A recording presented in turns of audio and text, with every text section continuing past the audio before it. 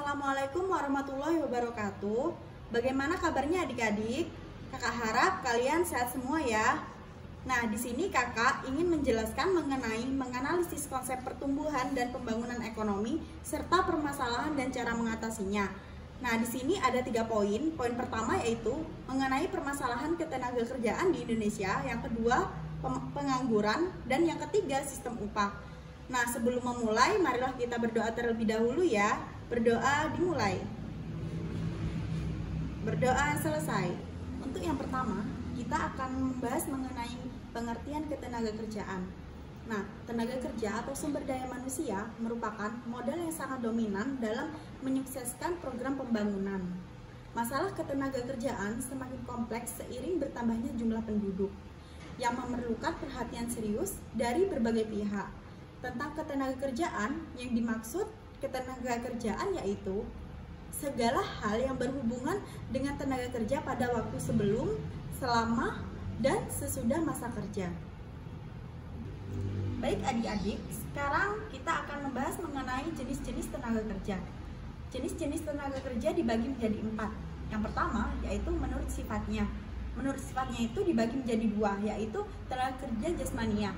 Tenaga kerja jasmania merupakan tenaga kerja yang melakukan pekerjaannya menggunakan tenaga fisik. Contohnya apa? Contohnya supir, montir, dan lain-lain. Yang kedua yaitu tenaga kerja rohaniah. Tenaga kerja rohaniah yaitu tenaga kerja yang di dalam pekerjaannya lebih banyak menggunakan proses pemikiran, gagasan, ide, dan lain sebagainya. Contohnya apa? Contohnya yaitu direktur, konsultan, dan manajer. Yang kedua yaitu menurut kualitasnya. Menurut kualitasnya ini dibagi menjadi 3. Yang pertama tenaga kerja terdidik, tenaga kerja terlatih, dan tenaga kerja tidak terlatih dan tidak terdidik. Nah, tenaga kerja terdidik, apa itu? Tenaga kerja yang mempunyai pendidikan yang tinggi sehingga ahli di bidangnya. Contohnya apa? Guru, dokter, dan lain-lain. Selanjutnya yaitu tenaga kerja terlatih. Apa itu? Tenaga kerja yang memiliki keahlian dalam bidang tertentu karena pengalaman kerjanya. Contohnya apa? Montir, sopir, dan lain-lain. Selanjutnya tenaga kerja tidak terdidik dan tidak terlatih. Nah, jadi tenaga kerja yang tidak memerlukan pendidikan atau pelatihan tertentu untuk melakukan pekerjaannya. Contohnya tukang sapu, buruh, dan lain-lain. Selanjutnya yaitu yang ketiga, menurut fungsi pokok dalam perusahaan. Nah, ini dibagi menjadi 3 lagi. Yang pertama yaitu tenaga kerja bagian produksi, yang kedua tenaga kerja bagian pemasaran, yang ketiga tenaga kerja umum dan administrasi. Nah, untuk tenaga kerja yang bagian produksi, tenaga kerja yang bekerja pada bagian produksi. Untuk bagian pemasaran yaitu tenaga kerja bagian pemasaran atau penjualan yang tugasnya mendistribusikan barang. Yang ketiga yang tenaga kerja umum dan administrasi yaitu tenaga kerja yang berhubungan dengan personalia, umum, dan administrasi. Yang terakhir yaitu menurut hubungan dengan produk, yaitu dibagi menjadi 2. Yang pertama tenaga kerja langsung dan tenaga kerja tidak langsung. Apa yang dimaksud dengan tenaga kerja langsung? Tenaga kerja langsung yaitu yang menerlibatkan pada proses produksi dan biayanya dikaitkan pada biaya produksi atau barang yang dihasilkan. Selanjutnya kita akan membahas mengenai angkatan kerja adik-adik. Ada yang tahu nggak apa itu angkatan kerja? Jadi angkatan kerja yaitu penduduk dalam usia 15 tahun ke atas, baik yang bekerja maupun yang tidak bekerja. Untuk mengetahui perbandingan antara angkatan kerja dan penduduk usia kerja atau tingkatan partisipasi angkatan TPAK sama dengan bekerja per yaitu jumlah penduduk dikali 100%. Adapun untuk mengetahui ketergantungan atau dependensi rasio atau DR digunakan rumus sebagai berikut. DR yaitu sama dengan penduduk di luar usia kerja per penduduk usia kerja dikali 100%. Semakin tinggi dependensi rasio, semakin besar tanggungan penduduk produktif.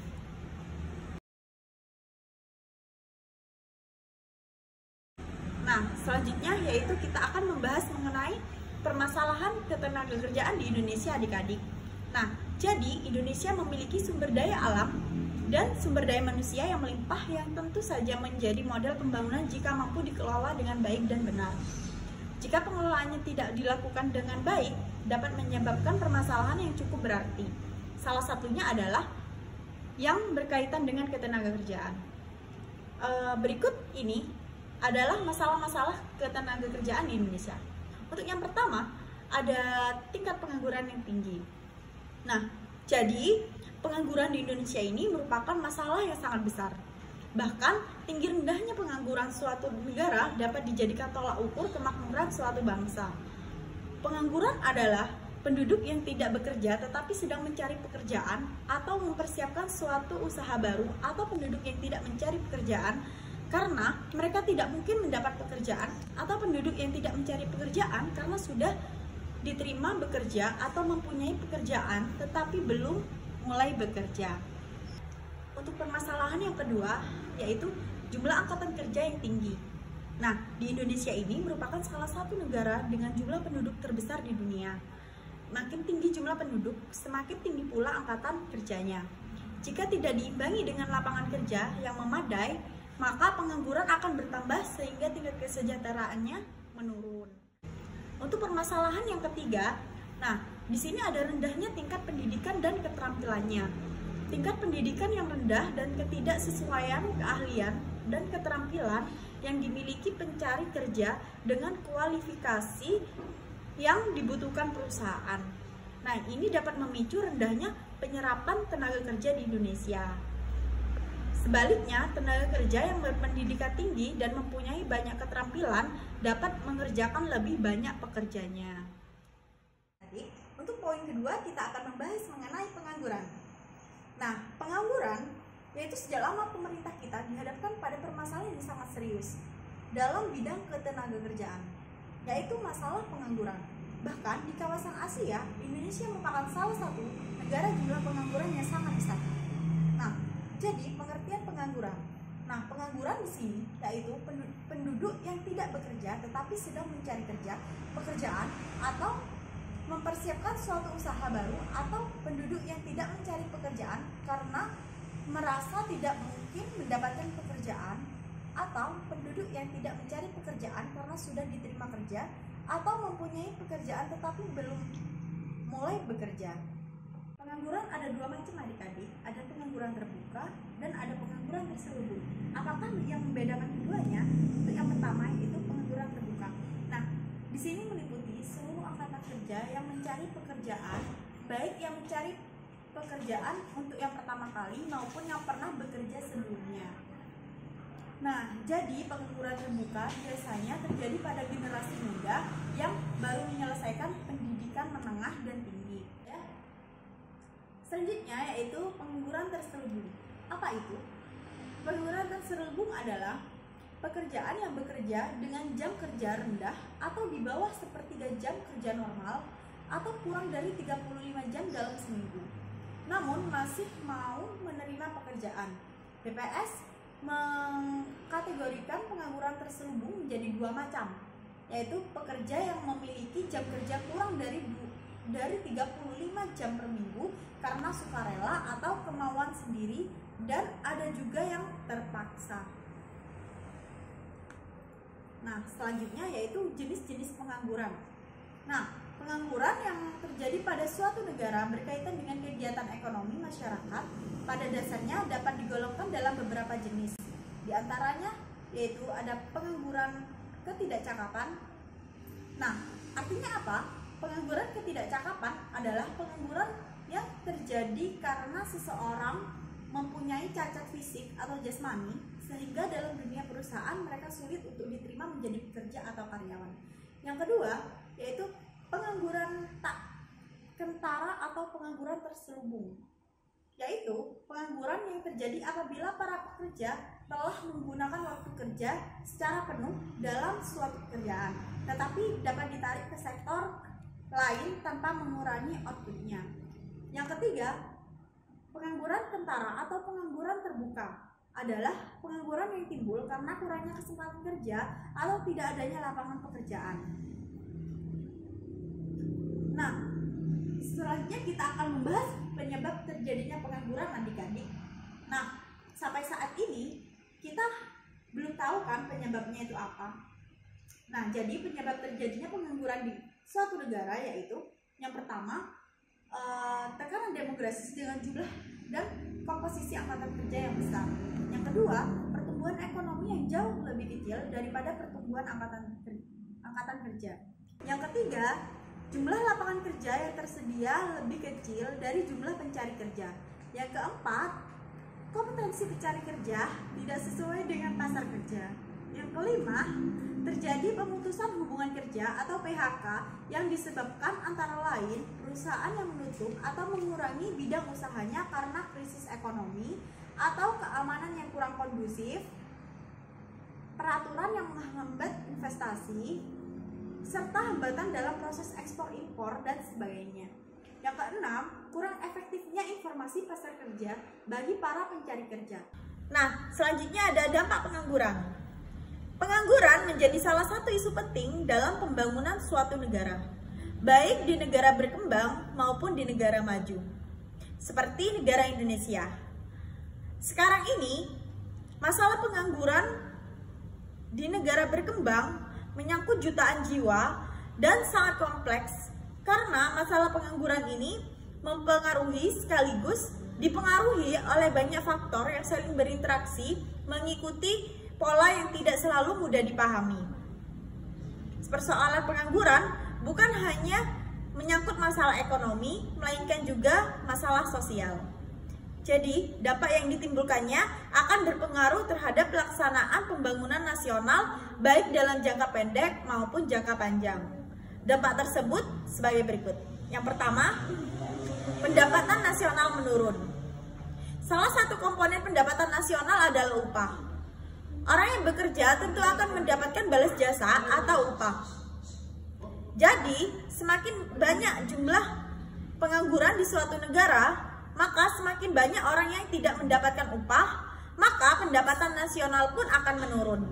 Padahal, pendapatan nasional ini digunakan untuk membiayai pembangunan nasional.